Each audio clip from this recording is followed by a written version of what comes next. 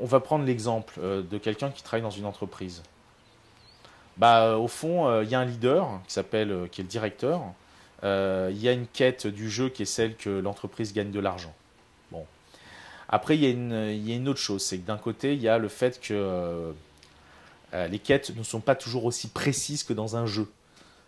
Bon, dans un jeu, pour monter à certains niveaux, vous devez faire des mini-quêtes, où là, c'est précis, vous tuez des mobs, des monstres, vous avez des items, des pièces d'or, donc ça vous amène des valorisations très fortes.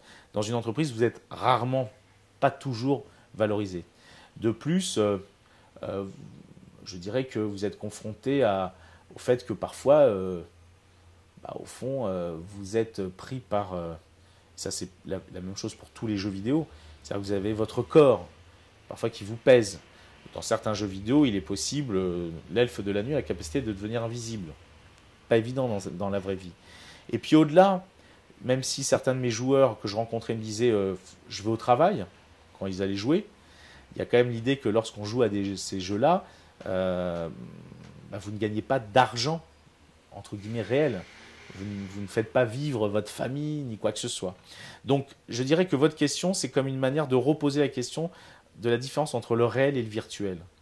Je dirais qu'il est important de la différencier, alors que moi, en tant que psychologue, je pense que le sentiment de victoire et de valorisation que vous avez quand vous avez fini une instance, il est réel.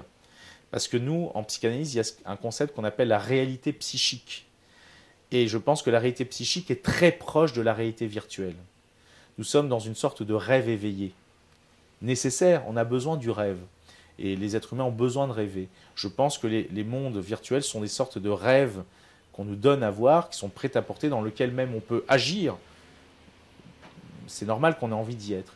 Et je crois que, en même temps, parce que certains de mes collègues ont je trouve, des dérives dans leur manière d'envisager les choses, en prônant le virtuel à la limite contre le réel. Je crois qu'il ne faut pas opposer le réel et le virtuel, mais plutôt de se dire que le virtuel est un plus, est un moyen, à certains moments de notre vie, de nous échapper à la dure réalité dans laquelle on vit. Je crois que ce n'est pas si évident. Beaucoup des jeunes patients que j'ai rencontrés pouvaient me dire « Mais attendez, vous avez vu le monde dans lequel on vit ? Pourquoi est-ce que j'aurais envie de réussir ma vie alors que la réalité, c'est que y a le chômage, la crise, etc., etc. » Donc c'est très compliqué, mais je dirais que après, c'est vrai que mon travail, c'est de leur montrer que les victoires que l'on a dans le réel sont paradoxalement très jouissives quand ça marche. Mais ça marche souvent beaucoup moins régulièrement que dans ces mondes-là.